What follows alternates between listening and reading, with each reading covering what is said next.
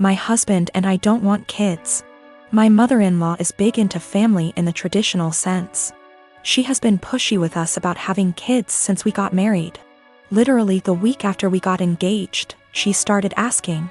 My husband has always changed the subject, and has even told her that it's really none of her business. Every time we see her, she asks. Everything we do is built around the idea of us having kids. 3 years into our marriage, my husband said we might not even have kids and mother-in-law would not hear it. At year 4, husband had a vasectomy and I had a tubal. So this weekend we were all at their home enjoying some barbecue and drinks and everything. When I get up to grab a beer, my mother-in-law asks me if maybe I should drink water instead, because wink wink nudge nudge. You never know. I was annoyed by this and said, there's really no chance. Mil, all wide grin, said, oh come on. It's time for you two to finally get serious. Put down the beer and tell us when we can finally expect you two to finally make your family official. I said we've been official for about 5 years now, Mil, and drink the beer. Husband laughs with me.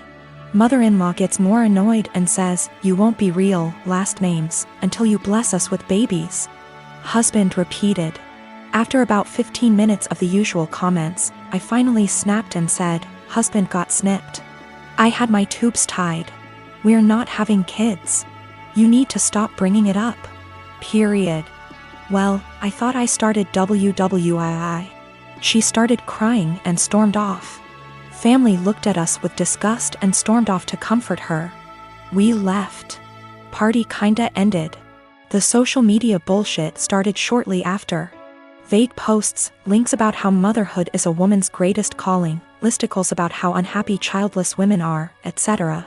Some meme about how I guess I wasn't a good enough mother and won't be graduating to grandmother. It's obnoxious to the point that I just muted all of them. My mother-in-law finally called me this morning and told me that she was willing to put this all behind us if husband and I came over, and listened to her reasons that we really need to have kids. I told her no, that we are tired of her pushing this on us, and then she said, you two aren't prepared to be real, last name S. I'd like a refund for what we paid for the wedding. It wasn't that much. It was like $400 for the rehearsal dinner. I hung up on her. When recounting this to my friends, a few of them said that I was the asshole here for dropping it like that. But I don't think she was ever going to drop it if I didn't finally make a serious, direct comment about it. I'm 19 years old female was traveling alone on an 11-hour flight today. And a guy in his 20-year is in the same row as me. I was exhausted because I only got 4 hours of sleep before the flight so I could sleep on the plane, but this guy, we'll call him C, keeps trying to make conversation. C starts off by telling me he's autistic, and then asking me if I like K-pop, and he keeps non-stop talking and rarely gives me a chance to speak, not that I wanted to. I tried to be polite because I have ADHD and I understand how social cues are difficult, so he probably can't tell I'm not in the mood. Over the course of the next 20 minutes I tell C maybe 5 times I want to sleep and put my headphones on, and each time, C begins speaking to me after maybe 2 minutes of silence. Finally I was able to sleep for around 4 hours, but when I woke up C started up again. I'm still really tired, and I had some personal issues the day before my flight, so I'm also socially exhausted. But I let him talk for a bit before I start watching a show on my phone. I tell him maybe 5 separate times that I'm trying to watch a show, and that I'm not interested in talking to him right now, but maybe later. C still keeps trying to talk to me, and when I snap a bit and tell him I'm getting a bit annoyed, he goes into a full-on self-hating, I'm so sorry, I'm horrible, God, I'm just gonna shut up now, rant. And I feel bad because I should have been nicer to him, and I can understand emotions being too strong and spiraling. I tell C that it's okay, and I just want some time to myself as I'm not the chattiest person, but maybe later we can talk. I put my headphones on and watched my show, but C kept trying to speak to me, but this time I ignored him. Which was honestly a shitty move from me, but I just didn't have the energy at this point to interact with him.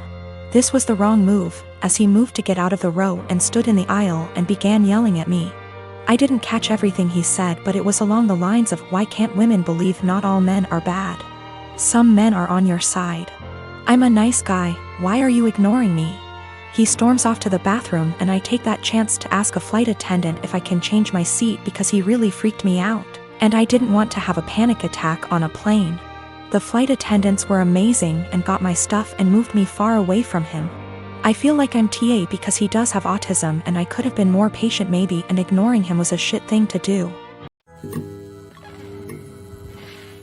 I have 3 fingers missing on my dominant hand.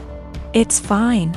I can type and everything and even manage to tie my shoelaces most days, and on the days I can't, that's the dyspraxia. However, I won't deny that it looks a bit odd to most people. I only have my 4th and 5th fingers, so my hand looks a bit like a child's drawing of a rabbit, and not a good one. I'm used to people asking about it, usually after staring for a good minute or 2, but I still find it annoying. I really don't get why you'd think it would be an okay thing to ask someone about, but hey, I wasn't raised in a barn. Usually I nip the questioning in the bud by just explaining the truth from the get-go, and assuming that enough people will gossip about it that the message will spread by the end of the day. It always does. Anyway, I started a new job about a month ago, and I honestly could not face going through that same cycle again. I felt like the time had come to not play into it anymore and to make something out of it, and I decided to make myself laugh. When the first new coworker asked about it, I completely lied and told her that I chewed them off as a baby. I then decided to tell the next person who asked that I cut them off with a plastic knife at a picnic. And the next person that I was born with 6 fingers and they removed too many, and so on. All genuinely ridiculous reasons, but I'm a good actor and they actually believed my stupid lies. I didn't expect them to, a plastic knife, through bone, but there you go. Maybe they just thought there's no way I'd lie about how I lost my fingers.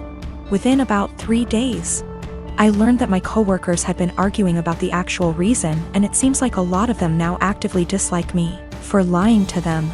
I'm probably going to have to make some cupcakes over the weekend with my super cool 3D printed adaptive whisk to get back into their good books. Anyway, I told this story to my brother today and he told me that I was an asshole because I caused tension within the office on my first day and made people feel stupid for being gullible and believing my lies. My argument is that I'm not the asshole because they were asking a rude, albeit common, question, and because I didn't do it with the intention of deceiving them. I was just honestly fed up of the question and didn't think they'd think I actually severed 3 fingers with dental floss when I was 3. I'll accept my judgment, though. Not cool to ask people why they lost limbs or digits just because you want to sate your morbid curiosity. A few reminders for people: I'm not a male. Don't know why everyone assumed that. Don't ask people about something that could be traumatic, especially when you don't actually know them. I am a 33 years old female, and I found out that my ex-husband 37 male was cheating on me when I was 7 months pregnant with our son. I got a divorce and we share custody of our 3-year-old son. My ex-husband's girlfriend tried to get involved in my parenting several times. She even commented on my son's name, implying that we should agree on a name we all want, not just what I wanted, and tried to dictate what he should and shouldn't have. As a result, she started throwing stuff of his that I paid for myself. Honestly, it's frustrating because I'm barely getting by with the money I have and cannot afford to buy replacement for all the stuff she throws put, but my ex-husband says it's her house and she gets to decide what can and can't enter. I made a crochet blanket for my son with his name on it. This blanket is special to me, and the tools I used to be able to make it cost me money. Not to mention the time and effort it took to get it down. I sent my son to stay with his dad days ago, and he wanted to take the blanket with him to sleep with it. I don't know exactly what happened, but when I came to pick him up, he told me his dad's girlfriend took it away from him and threw it out, leaving him with no blanket to sleep with at night as punishment for him for not accepting the one she offered. I was furious. I called his dad, but he hung up on me. I sent him a text explaining the situation, but he texted back telling me that I should stop the drama and go look for a job if I have so much free time on my hand, instead of picking on his girlfriend. I felt frustrated. I visited his family, who are good to me, and told them about what their son's girlfriend did. Now it's worth mentioning that she's been working hard for their approval and to get on their good side. They were shocked to know about what she did. They all flipped out on her and started calling her out. My sister-in-law took it further by putting this on social media, which made other family members see what she did. My ex-husband called me, yelling about my pathetic attempt to turn his family against his girlfriend. I could hear her freaking out in the background while he was lashing out at me, saying I ruined every chance she had to have a good relationship with her future in-laws. I hung up and felt absolutely horrible, even though I was just venting to his family about what happened and felt frustrated. I'm not sure anymore, since the whole family aren't speaking to her, that might have a lasting impact on their relationship with her.